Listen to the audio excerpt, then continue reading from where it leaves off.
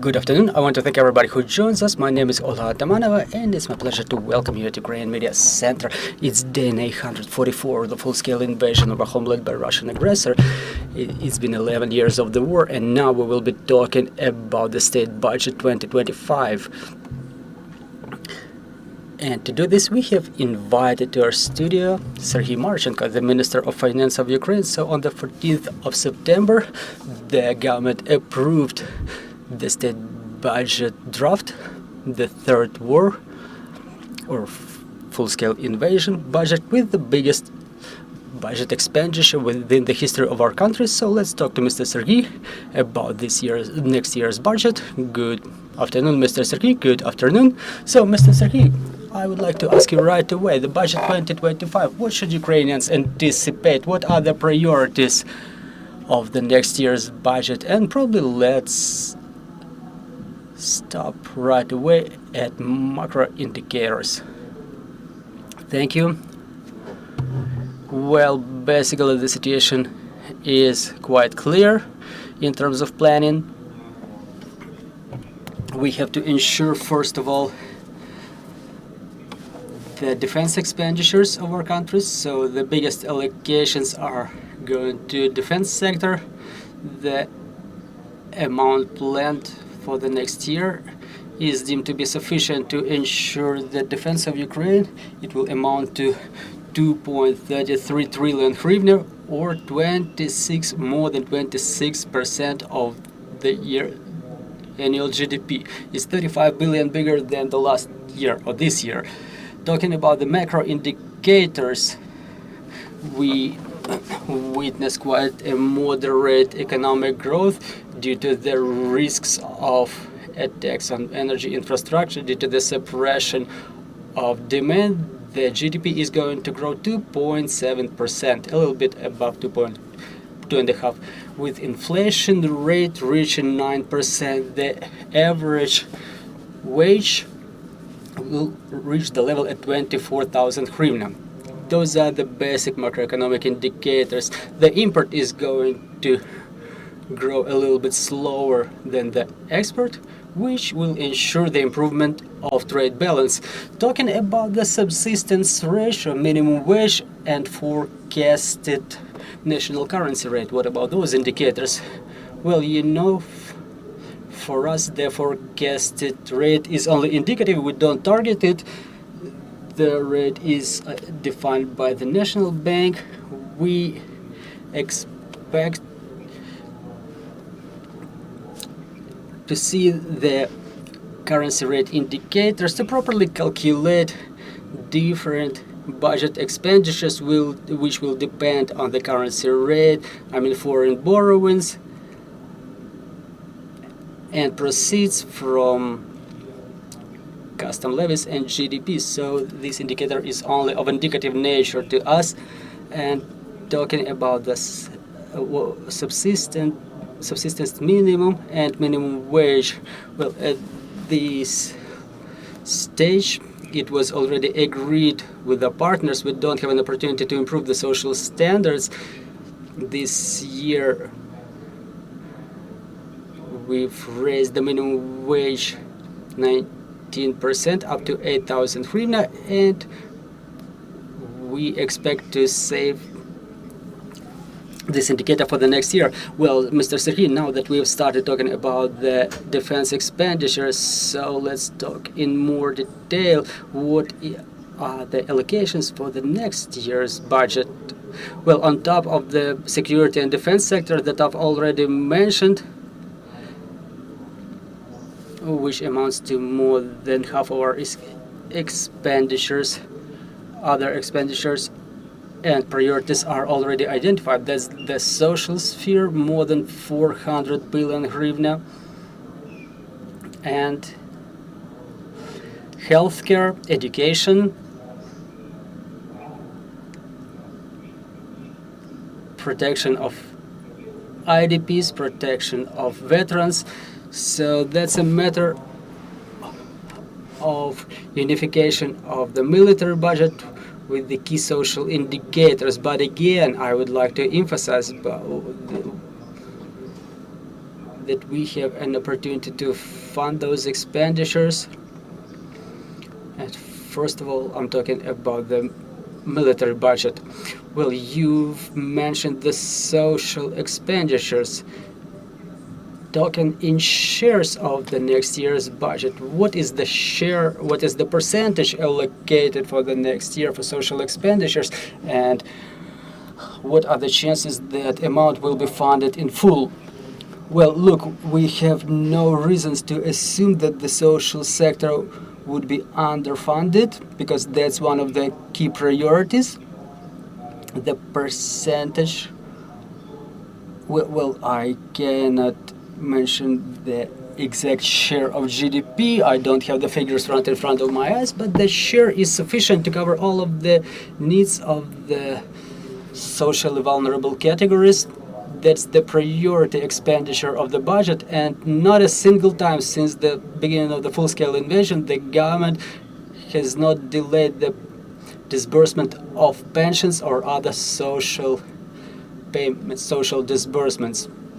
So, Mr. Minister, let's talk about the key sources of income, and it would be interesting to hear about the internal and external proceeds.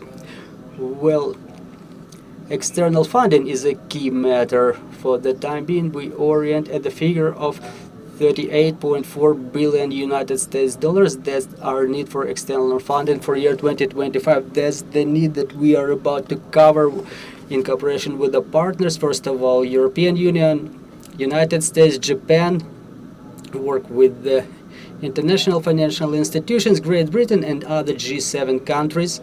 So again, that's the most important sector we should ensure the full-scale funding from our partners. Also, the internal market remains important as a balancing market, and we will use borrowings in the internal market to cover the military expenditure and to fund cash gap in other expenditures in case we will have underpaid taxes.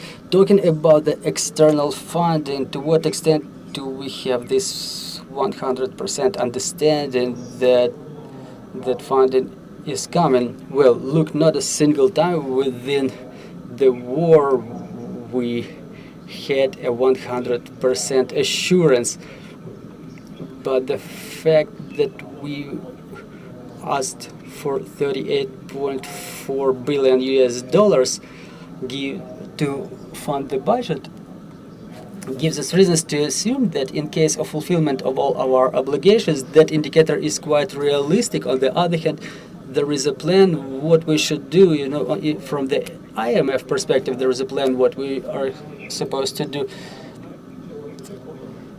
The question is only about 50 billion of the proceeds from the frozen Russian assets. But again, I understand that European Union have already voted, and then they can extend up to 35 billion euro, which means that it's quite a serious insurance. And what's left for us is only to fulfill a long-term work and expect those funds to be disbursed. Mr. Minister, in the budget 2025, some of the expenditures are funded through public investments. Can we talk in detail? What does it mean for us? Yes, it's a budget innovation for the year 2025, given the fact that we have limited resources for funding of capital investments, again, due to the needs of the military nature, other important social expenditures. We only have 25 billion hryvnia that were forwarded to the United Fund. But again, with account of all the funds provided by our partners and given the guarantees and resources, the potential amount is 256 billion hryvnia, including grants and other proceeds. So the task of the government was to form so-called joint package project pipeline, in which the government identifies those projects that cannot be funded at the expense of other sources. So this task will contemplate the creation of the ecosystem that will include different project proposals to present the priorities to us and operators to our partners so that they could co-fund the projects that are of priority to the government. Mr. Serhii, we are having a question online. Pavlo Kalashnik, Forbes Ukraine. The question is as follows. By the end of this year, Ministry of Finance expects to raise more than 400 billion hryvnia by placing internal bonds, including repayment of 10 billion of coupons. However, then in the next year, the plan is to raise 17 billion. Does it mean that we've reached the ceiling by this instrument and it cannot ensure more proceeds to the budget? Well, from the debt resilience perspective for the next year, we are planning to get the coupon of 103%. We've reached the limit of internal borrowings. Obviously, we can think that this mechanism is infinite, but there are certain limitations in terms of borrowings that is not only related to the amounts of such borrowings, but they are also related to debt resilience, because the task is not only to borrow the maximum and never pay attention to the amounts that we have to repay. The task is to create the conditions in which it would become a healthy borrowing. So the task for the next year is to balance our internal borrowings with the capabilities to repay them. So we plan to intensify the borrowings by the end of this year and during the year 2025. It means that our capabilities are limited with the account of internal market. Mr. Minister, we started talking about the external debt. What is the dynamics for the time being, and what is your assessment of the dynamics? We expect the reduction of the state debt down to 97% for the next year. In the nominal expression, we expect the debt to be at the amount of 8.2 trillion hryvnia. That's an extensive amount, but let's not forget we're a country waging a war. So at current stage, the matter of debt is mostly in its medium and long-term repayment. As you know, currently we are through significant restructuring of our debts, so I would not pay attention to the debt as something horrific. In the short-term perspective, we have minimum repayment amounts on the debt principle, because that's the agreement between us and our lenders. We have a question on the floor.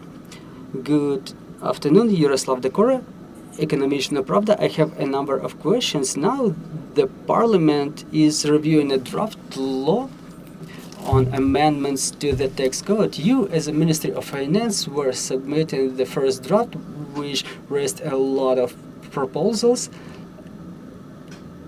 and it was decided to review only some of them. But after the suggestions from the people's deputies, more taxes were included in the draft, including the 50% tax on the bank's income.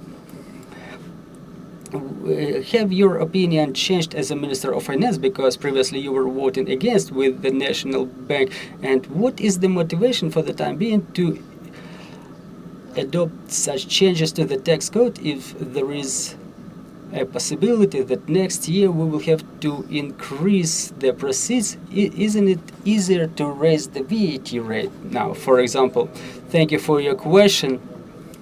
I would plan to divide my answer in a couple of parts. Will you understand any discussions in terms of tax hikes are quite complicated and sometimes impossible to implement? The fact that we can gradually convince the people's deputies to support the tax initiatives is a movement in the right direction. We appreciate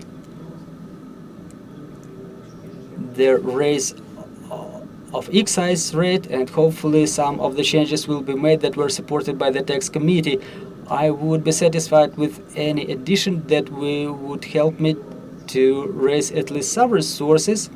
So if the final addition reflects additional taxes in the banking system that I really did not support, I think it's a good compromise to achieve agreement with the deputies court to get the sufficient number of votes. Because if you remember the changes to the tax code during the first reading, their proposed changes have not found the sufficient number of votes. So we have a pragmatic task to contemplate possible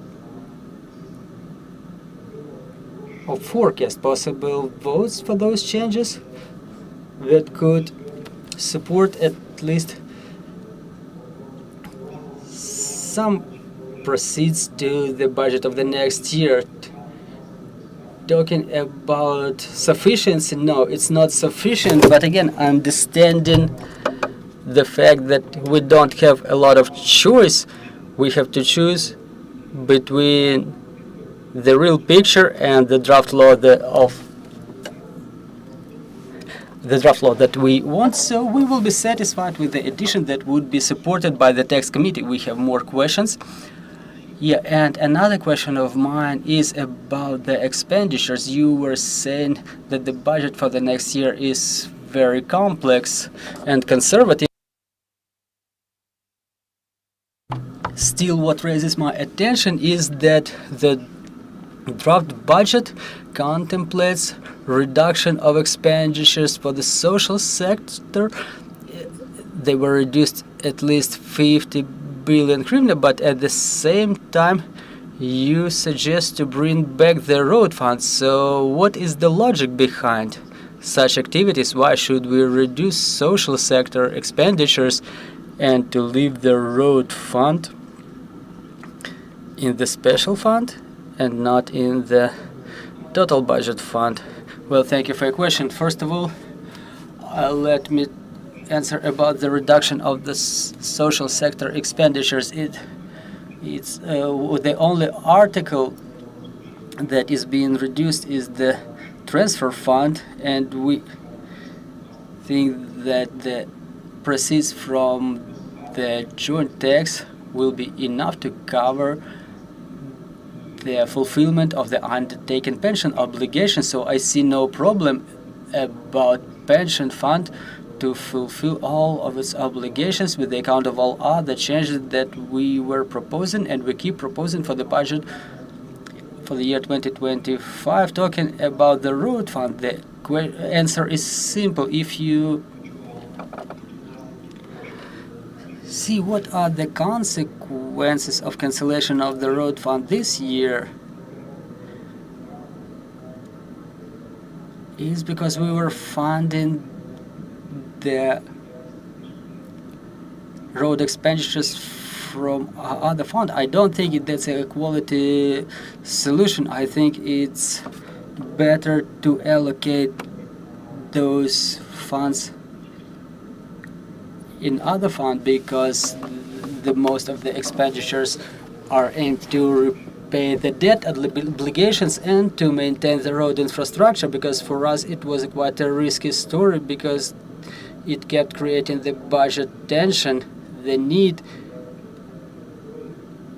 and the applications from certain territories due to the necessity to repair the roads that are mostly close to the areas of active combat operations due to constant shelling.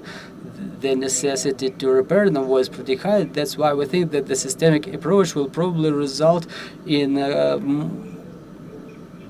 better allocation of those funds. But again, let me emphasize that more than a half of those funds are aimed to repay the existing debt obligations. Thank you, Mr. Minister. We know that we have to let you go. If you have a little bit more time, we can take another question. So please go ahead. That's me again. According to the information that we have, there was a government meeting right now during which there was a decision allocated, the decision adopted to allocate 72 million for printing of 8,000 draft notices per month. So have you calculated whether the draft centers can cope with such amount of people, and what were the amounts of mobilization that, or numbers of mobilization that you were expecting to see during the budget of the next year? I don't think I can comment on this question because I'm not in charge of mobilization.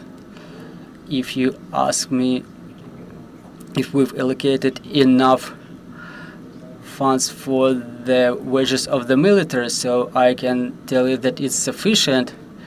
Moreover, we've allocated sufficient amount this year, even regardless of all those stories that can be tracked in the media. So again, we allocate sufficient funds, but there are risks that may contemplate increase of expenses for procurement of arms. That's the component for which we were increasing our allocations, but generally I would like to say that we have all reasons to assume that this year and the next year the funds for the wages of the military and other premiums should be fully funded because the amount of funds is more than sufficient. Mr. Minister, thank you very much for joining our broadcast. Dear colleagues, let me remind you, joining us was Serhii Marchenko, the Minister of Finance of Ukraine, and our next briefing is coming in a couple of minutes. It will be dedicated to the announcement of the national team roster for the Arnold Classic Europe 2024, so stay tuned. And of course, we want to thank our security and defense forces for this opportunity to have events like this. Glory to Ukraine!